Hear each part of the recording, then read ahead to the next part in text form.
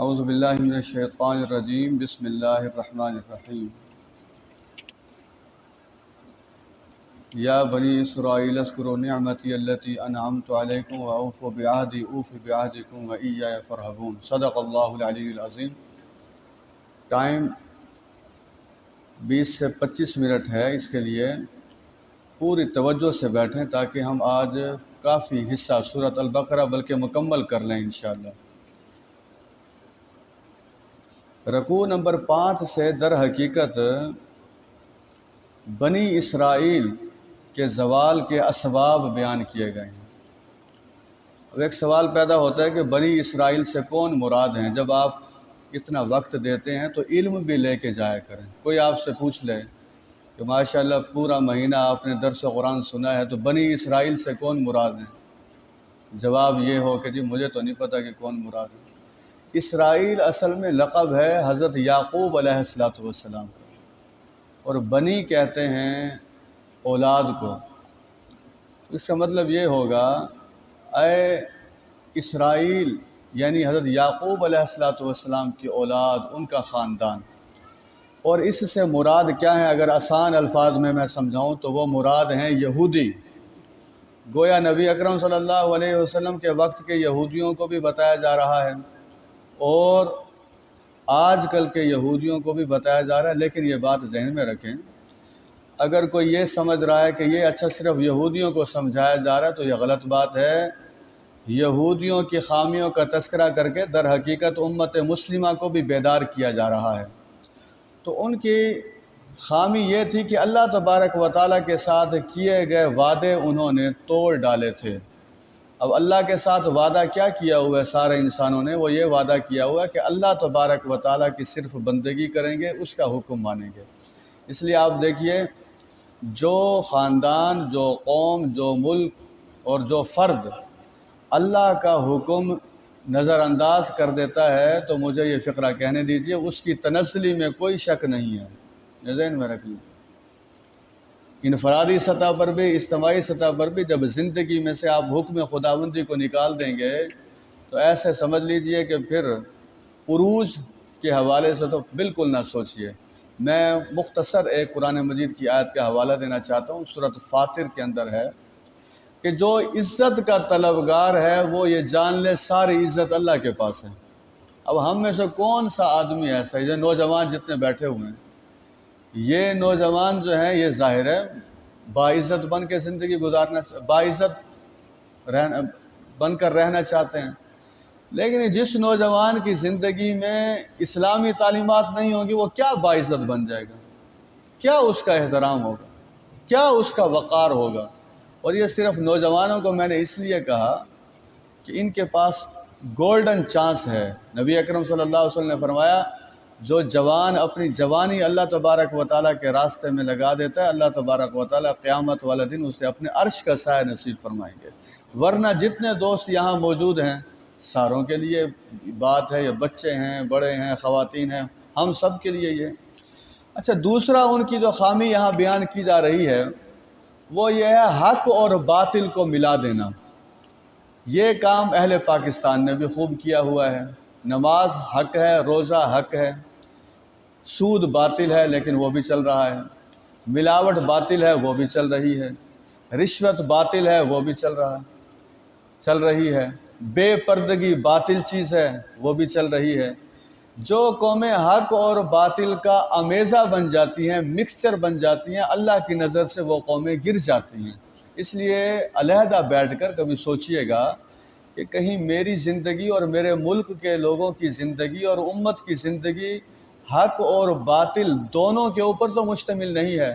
عقائد کے معاملے میں حق پر عمل کرنا، عبادات کے معاملے میں حق پر عمل کرنا۔ میں ایک واقعہ صبح بھی درس قرآن میں نے اپنے دوستوں کو بتایا تھا جو اس مسجد کے ساتھی ہیں۔ میں علاقے کا نام نہیں بتاتا، پاکستان کا علاقہ ہے، وہاں کے بارے میں بتایا گیا کہ وہاں کے جو لوگ ہیں وہ 100% نمازی ہیں۔ تو جنہوں نے مجھے بتایا وہ بھی قریب ہی رہتے ہیں۔ میں نے ان سے پوچھا اچھا یہ بتائیے جو 100% نمازی ہیں ان میں سے مالی معاملات کتنے لوگوں کے درست ہیں؟ انہوں نے کہا 5% لوگوں کے مالی معاملات درست ہیں۔ آپ دیکھیں جو 100% نمازی ہیں ان میں سے مالی معاملات درست ہیں 5% لوگوں کے، اس لیے تو پاکستان ترقی نہیں کر رہا۔ تو یہ یہودیوں کی عادت ہے حق اور باطل کو ملا دینا۔ اللہ تبارک و تعالی ہمیں صرف حق پرست بننے کی توفیق عطا فرمائے۔ بہت مشہور آیت ہے، آپ نے بار بار سنی ہے، یہودیوں کے ہاں نماز وغیرہ کا کوئی عبادت کا تصور نہیں ہے، خواہش پرست۔ اللہ انہیں بھی حکم دے رہے ہیں، ہمیں بھی حکم دے رہے ہیں کہ نماز ادا کرو، نماز قائم کرو، زکوٰۃ ادا کرو، رکوع کرنے والوں کے ساتھ۔ اور ایک خامی بہت بڑی ان کے اندر، اور ہمیں اپنا جائزہ لینا سے کہ ہمارے اندر تو نہیں ہے، نصیحت دوسروں کو کیا کرتے تھے، اپنی عملی حالت نہایت خراب تھی۔ یہ دیکھ لیجئے، 2 کام ہیں، ایک بڑا آسان ہے، ایک بہت مشکل ہے۔ آپ مجھے 3 گھنٹے بھی تقریر کے لیے کہیں تو میں 3 گھنٹے تقریر کرتا چلا جاؤں گا، یہ کام بڑا آسان ہے۔ کسی کو نصیحت کرنا بہت آسان کام ہے، اپنی ہی کہی گئی نصیحت پر عمل کرنا یہ بہت مشکل کام ہے۔ یہودیوں کی خامیوں کو ذہن میں بٹھا کے چاہیے، لوگوں کو نصیحت کرتے ہیں تقوی کی، نیکی کی۔ عمر بن عبدالعزیز رحمۃ اللہ علیہ نے خط لکھا تھا اپنے گورنرز کو، اور انہیں کہا تھا کہ تقوی کی باتیں کرنے والے تو بہت لوگ ہیں، لیکن تقوی جن کی زندگی میں نظر آ جائے وہ بہت کم لوگ ہیں۔ اس لیے ہمیں آج کے درس میں یہ پیغام لے کر جانا ہے۔ اس کا یہ مطلب ہرگز نہیں ہے کہ آپ یہ سمجھیں کہ اچھا آج کے بعد پھر میں کسی کو دعوت بھی نہیں دوں گا۔ نہیں نہیں نہیں نہیں، نماز کی دعوت دیں، قرآن کی دعوت دیں، دین کی دعوت دیں، لیکن جو دعوت ہونٹوں سے زبان سے دوسروں کو دے رہے ہیں اس دعوت پر خود بھی عمل کیجئے۔ نبی اکرم صلی اللہ علیہ وسلم کی ذات پر قربان جائیے، جو حضور اکرم صلی اللہ علیہ وسلم کے اقوال تھے وہی آپ کے افعال تھے۔ تو یہی چیز ہمیں اپنے اندر پیدا کرنی ہے۔ اس کے بعد اللہ تبارک و تعالی پھر اسی قوم کو یہ بتا رہے ہیں کہ نعمتوں کی ہم نے تمہارے اوپر بارش کر دی ہے، تو اب تم اس دن سے ڈرو جو آخرت کا دن ہے۔ اصل میں جو فکر آخرت ہے اس کا یہ مطلب نہیں ہے کہ دنیا چھوڑ دینی ہے، دنیا میں تجارت نہیں کرنی، نہیں۔ فکر آخرت دنیا کے سارے معاملات کو سدھار کے رکھ دیتی ہے۔ وہ تجارت کو بھی صحیح کر دے گی، وہ زراعت کو بھی صحیح کر دے گی، وہ عبادت کو بھی صحیح کر دے گی، وہ اخلاقیات کو بھی صحیح کر دے گی، وہ معاملات کو بھی صحیح کر دے گی۔ وجہ یہ ہے جس آدمی کو فکر آخرت ہو وہ نماز چھوڑ کیسے سکتا ہے؟ اسے پتہ ہے سب سے پہلا سوال مجھ سے قیامت والے دن جو کیا جانا ہے نماز کے بارے میں کیا جانا ہے۔ جس آدمی کو فکر آخرت ہو وہ کسی کو تنگ ہی نہیں کر سکتا، اسے پتہ ہے کہ میں اسے تنگ کروں گا، اسے گالی دوں گا، اسے میں برا بھلا کہوں گا، اسے کوئی تھپڑ ماروں گا، اس کے ساتھ ظلم اور زیادتی کروں گا۔ جیسے اس وقت رات کی آپ کو کچھ روشنی نظر آ رہی ہے لائٹس کی، تو یہ سن لیجئے، نبی اکرم صلی اللہ علیہ وسلم نے فرمایا قیامت کا جو سفر ہوگا، جن لوگوں نے ظلم کیا ہوگا وہ ظلم قیامت والے سفر میں تاریکی بن جائے گا، اندھیرا بن جائے گا۔ اب آپ مجھے بتائیں حشر کے میدان میں روشنی میں سفر کرنا ہے یا اندھیرے میں سفر کرنا ہے؟ اگر روشنی میں سفر کرنا ہے پھر نیکیوں کو کما لیجئے، ورنہ یہ جتنے گناہ ہیں یہ سارے گناہ اندھیرے کی شکل اختیار کر لیں گے۔ اللہ تبارک و تعالی ہمیں محفوظ فرمائے اس سے۔ اللہ تبارک و تعالی نے حضرت موسیٰ علیہ السلام کا تذکرہ بھی یہاں فرمایا ہے۔ میں نے جیسے پہلے عرض کیا کہ ہر رکوع کا اگر خلاصہ بیان کیا جائے بڑی تفصیل ہے ہر بات میں موٹی موٹی باتیں آپ کو بتا رہا ہوں۔ یہودیوں کی ایک جو خامی تھی وہ یہ تھی کہ اللہ کے بھی گستاخ، اللہ کے نبی کے بھی گستاخ، یعنی چرب زبان بہت تھے۔ اور دوسرا یہ کہ جو سوال نہیں کرنا وہ سوال لازمی کرنا ہے، خام خواہ کے سوالات کرنا۔ مثلا حضرت موسیٰ علیہ السلام جو ان کے نبی تھے اور ہمارے بھی نبی ہیں، انہیں یہ کہنا جی ہم آپ کی بات اس وقت مانیں گے جب اللہ ہمیں نظر آ جائے۔ اب بتائیے یہ کوئی بات کہنے کی؟ اس لیے یہ مرض ہمارے ہاں بھی پیدا ہو گیا ہے کہ جو ہم سارا دن بحث کرتے رہتے ہیں دینی معاملات میں، لوگ ہم سے بھی مسئلے پوچھتے ہیں۔ آپ یقین جانیے ان میں سے 80-90% مسائل وہ ہیں جن کا قیامت والے دن کوئی سوال نہیں ہونا، جن کا قبر میں کوئی سوال نہیں ہونا، جن کی بنیاد پر جنت اور جہنم کا کوئی فیصلہ نہیں ہونا، لیکن ہم نان ایشوز کو ایشوز بنا لیتے ہیں اور ایشوز کو نان ایشوز بنا لیتے ہیں۔ تو یہودیوں کی جو بری خصلت ہے خام خواہ کے سوالات، اللہ تبارک و تعالی ہمیں اس سے بھی محفوظ رکھے۔ اس کے بعد دیکھیے، میں صرف ایک آیت کا یہاں حوالہ دینا چاہتا ہوں کہ اللہ کا غضب کس پر ہوتا ہے، اللہ کس پر ناراض ہوتے ہیں۔ آپ اگر چاہیں تو 4 باتیں ہیں، کاؤنٹ کر لیجئے۔ اللہ تبارک و تعالی جس قوم سے ناراض ہوتے ہیں 4 وجوہات کی بنیاد پر ناراض ہوتے ہیں۔ نمبر 1، وہ قوم اللہ تبارک و تعالی کی آیات کا انکار کر دیتی ہے، پہلا کام۔ اس لیے میں یہ کہتا ہوں، جب ہم یہ بات کرتے ہیں تو شاید آپ اس بات کو کسی اور سینس میں دیکھتے ہوں۔ ہم دنیا کے جو ترقی یافتہ ممالک ہیں انہیں دیکھتے ہیں معیشت کے لحاظ سے۔ قرآن مجید کی نظر سے اگر آپ کسی بھی ملک کو دیکھیں تو قرآن کسی بھی ملک کو دیکھتا ہے ایمان کی نظر سے یا کفر کی نظر سے۔ اس ملک کے لوگوں کا اللہ کے ساتھ معاملہ کیا ہے، تو سمجھ لیجئے اللہ جن قوموں سے ناراض ہو جاتے ہیں پہلا جرم یہ ہوتا ہے کہ وہ اللہ تبارک و تعالیٰ کی آیات کا انکار کر دیتے ہیں۔ دوسرا جرم کیا ہوتا ہے، وہ انبیاء کو قتل کر دیتے ہیں۔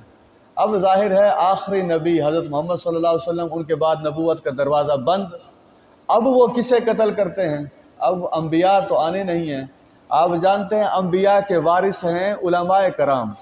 جو علماء عدل اور انصاف کی بات کرتے ہیں ایسے ظالم لوگ پھر ان علماء کو بھی قتل کروا دیتے ہیں۔ تو یہ دوسرا جرم ہو گیا، ایک آیات قرآنیہ کا انکار، دوسرا انبیاء کا قتل، اسی کے ساتھ میں نے بتایا صالحین کو بھی ختم کر دینا۔ تیسرا جرم کیا ہے؟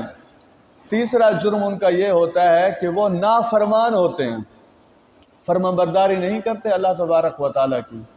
ہم تو بہرحال، اب آپ کو میں کوئی سخت فکرہ کہوں تو آپ ناراض ہو جائیں گے، رمضان میں نمازی بن جانا اور شوال میں پھر بے نمازی بن جانا، ذرا سوچیں، اس سے بڑی کوئی نافرمانی ہو سکتی ہے؟ رمضان میں قرآن مجید اٹھا لینا اور 11 مہینے پھر قرآن سے بے نیازی اختیار کرنا۔ رمضان مبارک میں موسیقی سے دور کر لینا اور عید کا چاند نظر آتے ہی موسیقی کے دھن پر رقص کرنا۔ رمضان مبارک میں نظروں کی حفاظت کرنا اور عید کا چاند آتے ہی بازاروں کا رخ کرنا۔ اس قوم کو نافرمان نہیں کہیں گے تو اور کیا کہیں گے بتائیے؟ کیا ہے یہ تو چھوٹی چھوٹی باتیں کہ اب آئیے اس کی طرف، یہ انفرادی باتیں تھیں، اب اجتماعیت کی طرف آ جاتے ہیں۔ آج کل پاکستان میں حکومتوں کے حوالے سے بھی بڑا چرچا ہے۔ کوئی حکومت، چاہے یہ ہوں چاہے ان سے پہلے والے ہوں، میں آج قرآن مجید جب یہاں سنا رہا تھا نماز تراویح میں، ہم کسی حکومت کو دیکھتے ہیں آیات قرآنیہ کی روشنی میں، یہ حکومت جس نے بہت نعرے لگائے ریاست مدینہ کے، 3.5 سال ہو گئے ہیں سود کے خاتمے کے لیے عملاً کوئی قدم نہیں اٹھایا۔ آپ کیا سمجھتے ہیں؟ یہ جو ہم کہتے ہیں نا عوام عوام عوام عوام فیصلہ کرے گی، عوام فیصلہ کرے گی، فلاں فیصلے کریں گے، حدیث سن لیجئے، اس کے بعد پھر ہر حاکم کا حشر اپنے ذہن میں لے آئیے۔ نبی اکرم صلی اللہ علیہ وسلم نے فرمایا اللہ تبارک و تعالی قیامت والے دن ہر حکمران کو اپنے سامنے بٹھائیں گے اور اس سے پوچھیں گے بتاؤ میرے دین کو قائم کیا تھا یا ضائع کر دیا تھا؟ وہ تقریریں نہیں کرنی صرف، وہاں میں دیکھوں گا کون تقریر کرتا ہے اللہ تبارک و تعالیٰ کے سامنے۔ ایک ہی سوال ہوگا، بتاؤ دین کو قائم کیا تھا یا دین کو ضائع کر دیا تھا؟ تو پاکستان کی کون سی حکومت ہے جس کے بارے میں آپ کہہ سکتے ہیں کہ اس نے اللہ کی نافرمانی سے توبہ کر کے فرما برداری اختیار کر لی؟ باقی آپ کی مرضی ہے، آپ جذبات کے طور پہ جو مرضی کہتے رہیں، ہم تو کھڑے ہیں قرآن مجید کے ساتھ الحمدللہ۔ ہم تو ان آیات کو دیکھ رہے ہیں، اور مسلمان کی سب سے زیادہ محبت قرآن کے ساتھ ہوتی ہے یا کسی شخصیت کے ساتھ ہوتی ہے؟ بس سب سے زیادہ محبت قرآن مجید کے ساتھ ہوتی ہے۔ اگر پاکستانی قوم نے قرآن کے مطابق اپنے لیڈر چنے ہوتے تو آج یہ دن نہ دیکھنے پڑتے ہم سب کو۔ ہمیں اپنے ملک سے محبت ہے، اللہ تبارک و تعالیٰ بہرحال پاکستان کو سلامتی عطا فرمائے۔ میں تو یہ کہتا ہوں ساری مذہبی، سیاسی اور سارے ادارے مل کر یہ فیصلہ کریں کہ آپس کے اختلافات سارے ختم کرتے ہیں اور دین اسلام کے مطابق زندگی گزارنے کے لیے اور اس کے نظام کو قائم کرنے کے لیے تیار ہو جاتے ہیں۔ آپ اس کی تائید کرتے ہیں؟ تو یہ 3 باتیں میں نے آپ کے سامنے رکھی۔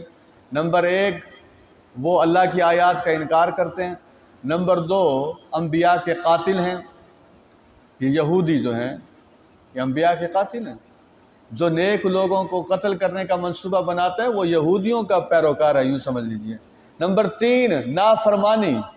نمبر 4، حد سے آگے نکل جانا، یعنی جو حدود اللہ نے مقرر کی ہیں، معاشی حد میں اللہ نے سود کو حرام قرار دیا ہے لیکن پھلانگ جانا اور سود کی طرف چلے جانا۔ عدالتی حدوں میں اللہ تبارک و تعالی نے ظلم کو حرام قرار دیا ہے لیکن ظلم ہمارے معاشرے میں۔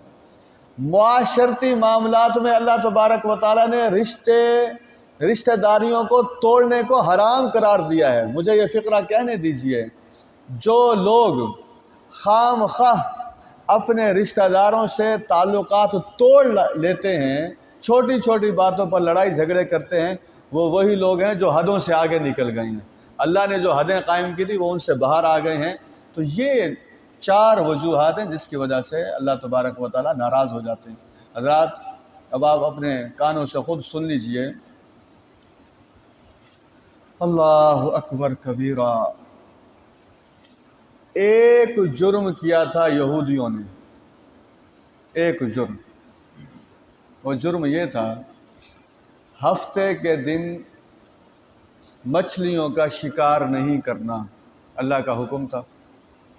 یہ ہم سورۃ اعراف میں بھی دیکھیں گے۔ اس ایک حکم کی خلاف ورزی پر سزا کیا ملی سنیے ذرا۔ اللہ تبارک و تعالیٰ فرماتے ہیں جب تم نے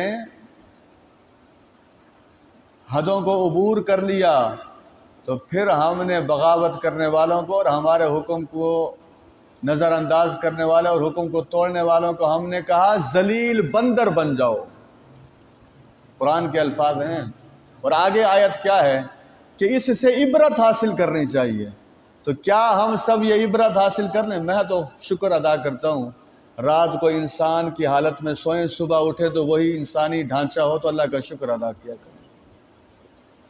یا اللہ تیرا لاکھ لاکھ شکر ہے، تو نے انسانی حالت میں ہی ہمیں زندہ اٹھا دیا، ورنہ میں آپ کے سامنے رکھ رہا ہوں نافرمان قوم کے حالات کیوں بیان کیے ہیں؟ کوئی قصہ کہانی ہے؟ نافرمان قوم کے حالات اس لیے بیان کیے ہیں کہ ان نافرمانیوں سے بچو ورنہ یہ سزا بھگتنے کے لیے تیار ہو جاؤ۔ نبی اکرم صلی اللہ علیہ وسلم کی دعائیں ہیں جنہوں نے ہمیں محفوظ رکھا ہوا ہے۔ اللہ تبارک و تعالی ہمیں کثرت سے درود بھیجنے کی توفیق عطا فرمائے۔ اس کے بعد پھر وہی نبی کے ساتھ مذاق مسخری ہو رہی ہے، کون سی گائے ذبح کریں، اس کا رنگ کیا ہونا چاہیے، وہ میں پہلے بتا چکا ہوں۔ سوالات خام خواہ کے زیادہ سوالات کرنا۔ سورۃ البقرہ کے اگر مضامین کو دیکھا جائے تو اس میں مردوں کو جو زندہ کرنے کے حوالے سے ہے تو 3 واقعات اللہ تبارک و تعالی نے سورۃ البقرہ میں بیان کیے ہیں، وہ میں تینوں آپ کے سامنے رکھ دیتا ہوں۔ نمبر 1، حضرت موسیٰ علیہ السلام کی قوم کا، امت کا ایک فرد قتل کر دیا گیا۔ اب لوگوں نے کہا کہ آپ چونکہ اللہ تبارک و تعالیٰ کے کلیم ہیں، اللہ تبارک و تعالیٰ سے جا کے پوچھیں اس کا قاتل کون ہے۔ اب وہ مردہ پڑا ہوا ہے، اللہ تبارک و تعالیٰ نے حکم دیا گائے کو ذبح کریں، اس کے گوشت کا ایک ٹکڑا لیں اور اس کے گوشت کا ٹکڑا اس مردے کو لگائیں، یہ زندہ ہو جائے گا، پھر اس سے خود پوچھ لینا کہ اس کا قاتل کون ہے۔ یہ ہے اللہ تبارک و تعالیٰ کی قدرت۔ ایسے ہی کیا گیا تو پھر اس مقتول نے اپنے قاتل کے بارے میں خود بتایا کہ مجھے فلاں نے قتل کیا تھا۔ کتابوں میں یہ لکھا ہوا ہے کہ اس کے حقیقی بھتیجے نے اسے قتل کر دیا تھا۔ اللہ تبارک و تعالیٰ رشتے نبھانے کی بھی توفیق عطا فرمائے، یہ اللہ کی قدرت ہے۔ اس کے بعد یہ نہیں ہے کہ وہ مقتول پھر زندہ ہی رہا، وہ پھر فوت ہو گیا۔ دوسرا واقعہ کیا آتا ہے، وہ ایک نبی کے بارے میں ہے، اگرچہ نبی کا نام نہیں ہے، کتابوں میں لکھا ہوا ہے۔ حضرت عزیر علیہ السلام وہ نبی تھے، وہ ایک بستی سے جا رہے تھے اور بالکل ویران بستی تھی جیسے کھنڈرات ہوتے ہیں۔ بس ان کے دل میں یہ خیال آیا کہ اللہ تبارک و تعالی اتنی بوسیدہ بستی جو ہے اور اتنی قدیم بستی ہے، اس کے جو مردہ ہیں انہیں کیسے اللہ تبارک و تعالی قیامت والا دن زندہ کریں گے۔ اللہ کی قدرت کے حوالے سے سوچا، اللہ تبارک و تعالیٰ نے انہیں 100 سال کے لیے سلا دیا. 100 سال. یہ تو ہمارے فریج میں تو چیزیں رکھی جاتی ہیں کھانے پینے کی، 1-2 دن استعمال نہ کریں تو وہ سمیل دینے لگتی ہیں. جو اس پیغمبر کے کھانے پینے کی اشیاء تھیں 100 سال ہو گئے تھے، لیکن 100 سالوں میں ان کا ذائقہ تبدیل نہیں ہوا. یہ ہے قدرت خداوندی. بس میرا دل چاہ رہا آپ اس پر جواب دیجیے گا. نعرہ تکبیر، نعرہ تکبیر، نعرہ تکبیر. یہ ہے اللہ تبارک و تعالیٰ کی قدرت. لیکن دوسری طرف کیا ہوا؟ جو ان کی سواری تھی، سواری ختم، ہڈیوں کا ڈھانچہ، ہڈیاں بڑیاں بالکل ختم، جسم کے ٹکڑے ٹکڑے. اب اللہ تبارک و تعالیٰ نے فرمایا دیکھو جو تمہاری سواری ہے، اب دیکھو ہم دوبارہ اسے کیسے زندہ کرتے ہیں. وہ انہی کی آنکھوں کے سامنے وہ زندہ ہو گئی. سواری ان کی بالکل جیسے پہلی حالت میں تھی ویسی حالت میں آ گئی. تو انہوں نے کہا کہ واقعی اللہ تبارک و تعالیٰ ہر چیز پر مکمل قدرت رکھتا ہے. اب تیسرا واقعہ سورۃ البقرہ کا، وہ بھی سن لیجیے. وہ حضرت ابراہیم علیہ السلام کے حوالے سے ہے کہ ان کے دل میں یہ بات آئی اور انہوں نے اللہ تبارک و تعالیٰ سے پھر سوال بھی کیا کہ پروردگار آپ مردوں کو کیسے زندہ کریں گے؟ تو مطلب یہ ہے وہ اللہ کی قدرت کا نظارہ دیکھنا چاہتے تھے. اللہ تبارک و تعالیٰ نے فرمایا ایسا کرو 4 پرندے لے لو اور ان 4 پرندوں کو اپنے ساتھ مانوس کر لو، پھر ان 4 مختلف پرندوں کو ذبح کرو.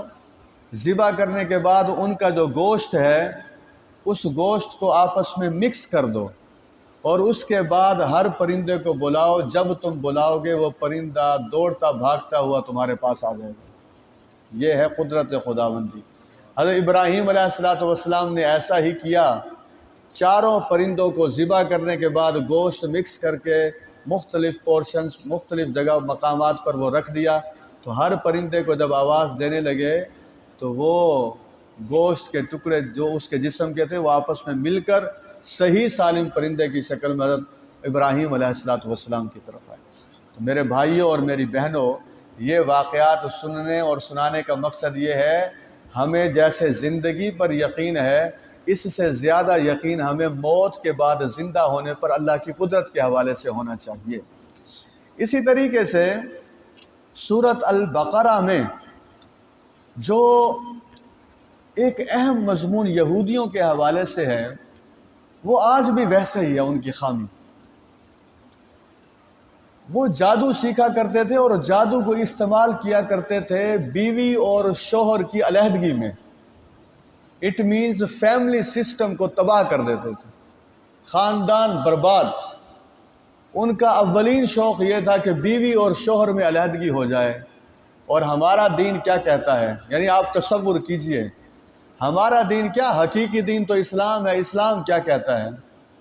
ہم ساروں میں سے کوئی آدمی بھی اللہ کی نظر میں اس وقت تک عزت والا نہیں ہو سکتا. حدیث سن لیجئے، نبی اکرم صلی اللہ علیہ وسلم نے فرمایا تم میں سے سب سے بہترین وہ ہے جو اپنے گھر والوں کے لیے بہترین ہے.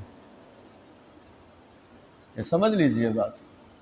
بعض لوگ ہوتے ہیں بیوی کو گالی دینا، بچوں کو گالی دینا، بیوی کے ساتھ بد کلامی کرنا، بچوں کے ساتھ بد کلامی کرنا، خام خواہ کی ڈانٹ ڈبٹ. اور اسی طریقے سے عورتیں بھی ایسے، شوہر کے ساتھ لڑنا، بچوں کے ساتھ لڑنا، رشتہ داریاں توڑنا، ساس کے ساتھ لڑنا، بہو کے ساتھ. تو یہ جو لڑائی جھگڑے ہیں اور علیحدگی کا جو معاملہ ہے یہ یہودیوں کا شیوا ہے. میں تو بالکل اختصار کے ساتھ یہ ساری باتیں آپ کے سامنے عرض کر رہا ہوں اور میری کوشش یہ ہوتی ہے کہ قرآن مجید کے خلاصے کو اس انداز میں بیان کیا جائے کہ ہمیں اپنی زندگی سدھارنے کے لیے اس میں سے روشن نمونہ مل سکے، اور یہی معاملہ ہونا چاہیے اس میں. تو میں ایک مرتبہ پھر کہتا ہوں جتنے لوگ یہاں شادی شدہ بیٹھے ہیں، کبھی بیوی سے کوئی چھوٹا موٹا اختلاف ہو جائے یا جو ہماری بہنیں شادی شدہ ہیں شوہر سے کوئی چھوٹا موٹا اختلاف ہو جائے تو اس اختلاف کو دشمنی اور عداوت میں تبدیل ہونے سے پہلے ختم کر کے پرسکون زندگی گزاریں. دونوں میں سے جو پہلے صلح کرے گا اللہ تبارک و تعالیٰ کے نزدیک وہ زیادہ معزز اور عزت والا ہو جائے گا. حضرات، ایک بات میں پہلے کہہ چکا ہوں لیکن جو کہ بڑی اہم بات ہے دوبارہ کہہ رہا ہوں قرآن کی روشنی میں۔ آپ پہلے میرے ایک سوال کا جواب دیجئے۔ اسلام کے حوالے سے دو چیزیں ہیں، ایک ہے جزوی دین، ایک ہے کلی دین۔ جزوی دین اور کون سا دین؟ جزوی کا مطلب ہے کچھ معاملات اسلام کے مطابق کر لیں، کچھ معاملات خواہشات کے مطابق کر لیں۔ کلی کا مطلب ہے سارے معاملات اسلام کے مطابق کر لیں۔ اللہ تبارک و تعالیٰ فرماتے ہیں جو لوگ ہمارے کچھ احکامات کو مان لیتے ہیں، کچھ احکامات کو نظر انداز کر دیتے ہیں، ہم انہیں دنیا میں پھر ذلت کی زندگی دیتے ہیں۔ تھوڑا سا میرا کام آسان کر دیجئے، ہو سکتا ہے میں غلط فہمی میں ہوں۔ ساری دنیا کے مسلمان اس وقت عزت کی زندگی گزار رہے ہیں یا ذلت کی گزار رہے ہیں؟ جواب تو دیں آپ۔ فیصلہ لکھا ہوا ہے میرے سامنے، آیت میں موجود ہے۔ آپ یہ سمجھیں کہ اسلام کے ٹکڑے ٹکڑے کر کے ہم زندگی گزاریں گے، آدھے اسلام پر عمل کریں گے، آدھے اسلام کو معطل کر دیں گے، تو پھر آسمان سے عزت کا فیصلہ ہو جائے گا ہمارے لیے؟ سوال ہی پیدا نہیں۔ یہ صحابہ کرام کی عزت کیوں تھی؟ مکمل اسلام کے مطابق تھی۔ صحابہ کرام نے دنیا کیوں فتح کی تھی؟ مکمل اسلام کے مطابق تھے۔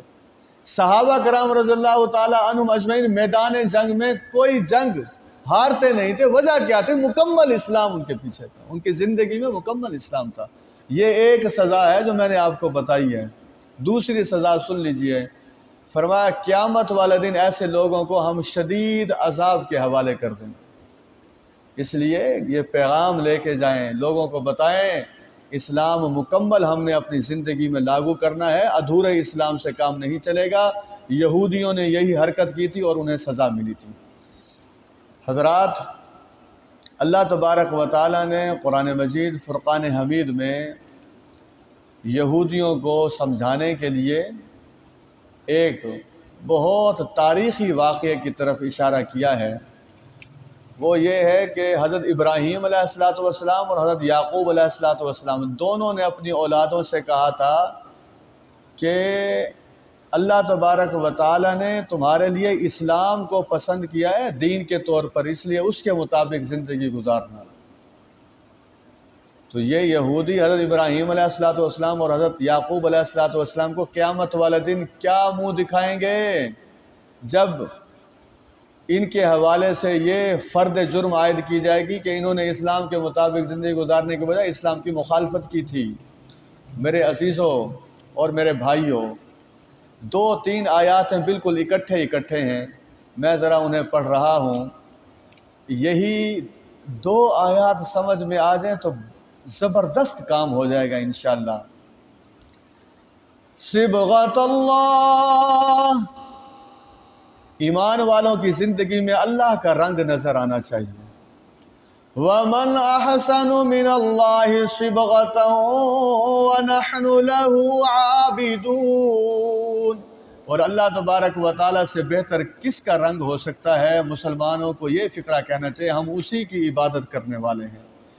دوسرا بھی لفظ بہت اعلیٰ ہے، مسلمانوں کی یہ تعریف ہے وَنَحْنُ لَهُ مُخْلِصُونَ، ہم اللہ کے ساتھ اخلاص والا رشتہ نبھانا چاہتے ہیں۔ تو کیا کریں گے انشاءاللہ اس پر عمل؟ اللہ تبارک و تعالیٰ کے ساتھ اخلاص والا رشتہ۔ حضرات، اس کے بعد پھر سورۃ البقرہ میں 5 چیزوں کا تذکرہ ہے۔ ہم میں سے کوئی آدمی ایسا نہیں ہے جسے ان چیزوں کا سامنا نہ کرنا پڑے۔ ہمارے مسلم ٹاؤن میں ایک لڑکا پرسوں بلکہ کل، میرا خیال کل اس کا نماز جنازہ تھا، شاید آپ میں سے بھی کئی لوگ جانتے ہوں، موٹر سائیکل کا مکینک تھا پچھلے کئی سالوں سے۔ لیکن میں اللہ کے گھر میں بیٹھ کر ایک بات کہہ رہا ہوں، شاید کسی کے دل میں اتر جائے یہ بات۔ میں تو سلیم خان صاحب میرے دوست جانتے ہیں، میں تو موٹر سائیکل نہیں چلا سکتا، نہ میں نے کبھی موٹر سائیکل، جب میں چلا ہی نہیں سکتا تو میں کبھی اس کی دکان پر بھی نہیں گیا اس حوالے سے کہ میں نے کوئی موٹر سائیکل کا کام کروانا ہو۔ ہاں، اس کی دکان سے گلشن مارکیٹ جاتے ہوئے میرا گزر ضرور ہوتا تھا، ہمارے محلے میں ہی اس کا گھر ہے۔ یقین جانیے میں اگر یہ بات کہہ دوں پتہ نہیں یہ بات پھر کس زاویے میں چلی جائے گی، اس موٹر سائیکل مکینک سے زیادہ خوش اخلاق آدمی میں نے ان گلیوں میں نہیں دیکھا. چلے میں محلے کا نام نہیں لیتا، ان گلیوں میں اس موٹر سائیکل مکینک کے اخلاق سے زیادہ بہتر آدمی لڑکا میں نے نہیں دیکھا. اور حدیث یہ ہے جس کے اخلاق کی گواہی کوئی ایک مسلمان بھی اچھے ہونے کی دے دے، اللہ تبارک و تعالیٰ قبول فرما کے اس آدمی کی مغفرت کا فیصلہ فرما دیتے. اس لیے جتنے لوگ بیٹھے ہیں سوچیں کہ اسی وقت اگر میں اس دنیا سے چلا جاؤں تو لوگ میرے بارے میں کیا رائے رکھیں گے، میرے گلی والے کیا رائے رکھیں گے، میرے رشتہ دار کیا رائے رکھیں گے، میرے گھر والے کیا رائے رکھیں گے، میرے دوست احباب میرے بارے میں کیا کہتے ہیں، میرے اخلاق کیسے ہیں. اب اس کا انتقال ہوا. آج جب میں تعزیت کے لیے گیا، جنازے میں نہیں جا سکا، میں نے نماز تراویح کل پڑھانی تھی یہاں، تو مجھے علم میں یہ بات آئی کہ 7 سال کا اس کا بڑا بیٹا ہے، پھر 6 سال کی بیٹی ہے، اور ایک بیٹی جو پیدا ہوئی ہے وہ 3 مہینے کی ہے. 3 بچے ہیں اس کے، اور اس عمر میں وہ ان بچوں کو چھوڑ کر چلا گیا. اسی مجلس میں ہمارے کچھ دوست ایسے بھی ہیں جو غریب لوگوں کے لیے الحمدللہ مالی معاونت کرتے ہیں. اللہ تبارک و تعالی ہمارے ان بھائیوں کے رزق میں برکتیں عطا فرمائے. میں نے اسی وقت سوچا کہ میں نے کہا چلیں انشاءاللہ کوئی اس سلسلے میں ہم ان کے لیے کوئی آسانی کا، اول تو وہ سارے بھائی اکٹھے رہتے ہیں، اللہ تبارک و تعالی ان کے مال میں برکتیں عطا فرمائے، ان بچوں کا خیال رکھنے کی انہیں توفیق عطا فرمائے. تو یہ 5 پیپر ہیں، اصل میں 5 امتحان ہیں. ہمارے گھروں میں یہ پیپر بار بار ہونے ہیں. جتنے گھر کے افراد ہیں ساروں نے جانا ہے، یہ سمجھ لیجیے. رہنا تو باقی کسی نے نہیں ہے. فزکس کے پیپر دیے ہیں، کیمسٹری کے دیے ہیں، میتھ کے دیے ہیں، یہ بھی ہر آدمی نے پیپر دینے ہیں. سنیے ذرا، نمبر 1 پہلا پیپر ہوگا خوف کا پیپر. کبھی کاروبار بند ہوتا نظر آئے گا، کبھی کاروبار آگے چلتا نظر آئے گا، کبھی دشمن کا خوف نظر آئے گا. لوگ جادو پر بڑا یقین رکھتے ہیں کہ فلاں ہمیں جادو کر کے سارا ختم کر دیا اس نے. جادو کی حقیقت ہے، لیکن جادو کا جو توڑ ہے وہ آیت الکرسی اور سورۃ البقرہ ہے. اس لیے ایسے معاملات میں پریشان نہیں ہونا چاہیے. ہمارے ایک دوست ہیں، قبرستان میں جب وہ گئے، میں ان کا نام جانتا ہوں، میں بتا نہیں رہا، یہ پھر تعریف ہو جاتی ہے خام خواہ کی. وہ نماز جنازہ ادا کر رہے تھے تو ان کے ایک ساتھی نے قبر سے کوئی چیز ایسے اسے نظر آئی، تو اس نے ایسے دیکھا تو وہ سوئیں لگی ہوئی تھی، اور وہی جو دوست ہے میرا، اس کی تصویر کے اندر وہ سوئیں لگی ہوئی تھی سارے کے سارے. کسی نے جادو کر کے قبر کے ساتھ ہی کہیں گرا دیا تھا. انہیں کہنے لگے عبدالصمد صاحب جب اس نے مجھے دکھایا ایک لمحے کے لیے تو میں پریشان ہو گیا. میں نے دیکھا میری تصویر لی گئی ہے، اور میری تصویر میں سوئیوں کو جو ہے نا وہ ڈالا گیا ہے، پیوست کیا گیا ہے، اور پھر اس کے ذریعے پتہ نہیں کیا منصوبے بنائے گئے ہوں گے. تو کہنے لگا جس نے اٹھایا تھا میں نے اسے کہا اندر رکھ دو اسے، میرے نفع اور نقصان کا اللہ کے علاوہ اور کوئی مالک نہیں ہے.